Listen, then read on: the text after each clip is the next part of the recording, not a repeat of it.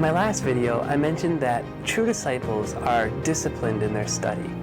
Hence, studiositas was the virtue by which we control our intellects to desire more than our desires of the flesh. Yes, we need to tend to the needs of our bodies. We need to eat. We need to exercise and sleep because, well, that's just practicing the virtue of prudence. But when we overindulge in any of our desires, we run the risk of forfeiting our souls to that thing. In today's world, much like in the times of St. Thomas Aquinas, many people are allowing their souls to be overcome by the desires of the flesh. The temptations are all around us, especially those of us who are in developed countries where prosperity has provided us multiple pathways to sin. With our many luxuries, we tend to focus less on the spiritual life and more on our phones or insurance policies and our personal economic stability.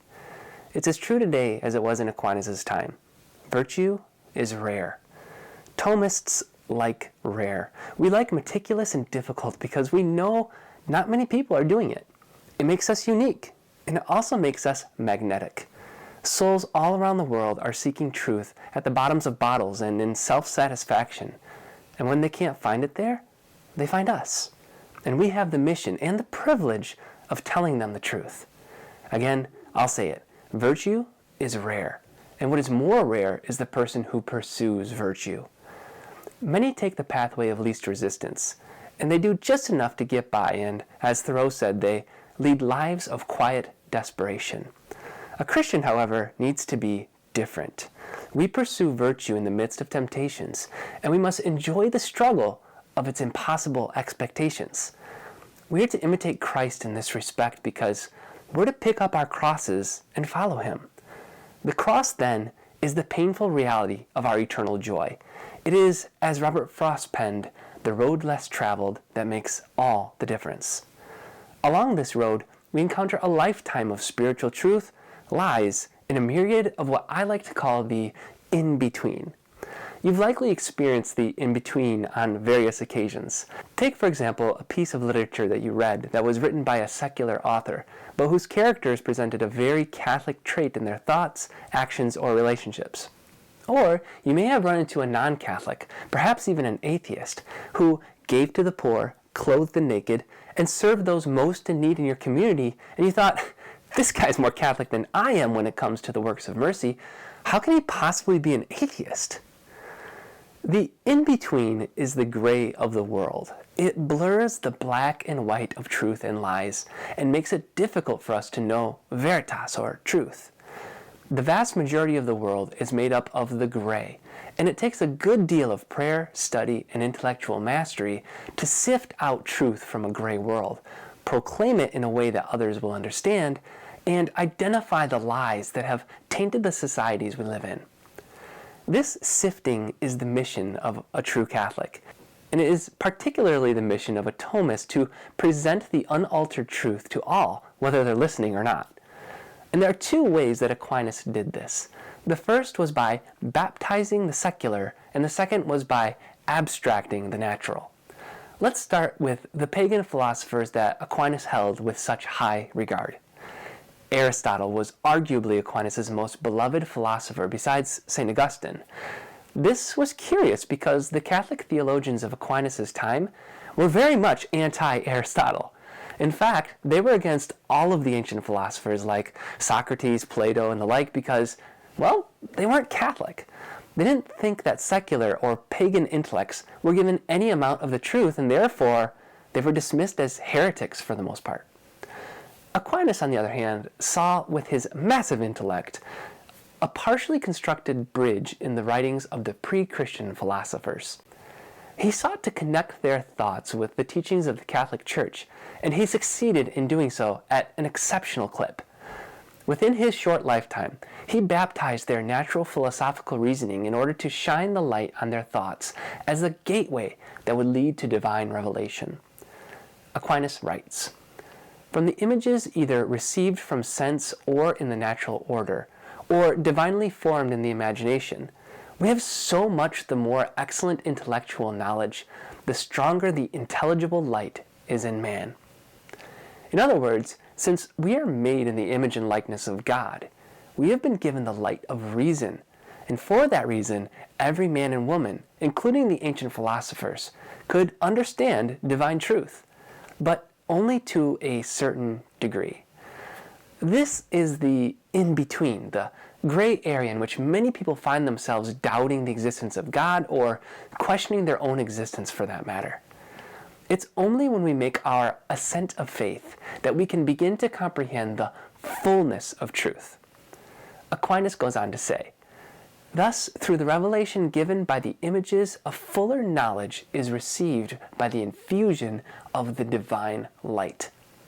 When it comes to recognizing truth in other religions, the Catechism teaches us the Catholic Church recognizes in other religions that search among shadows and images for the God who is unknown yet near, since he gives life and breath in all things and wants all men to be saved.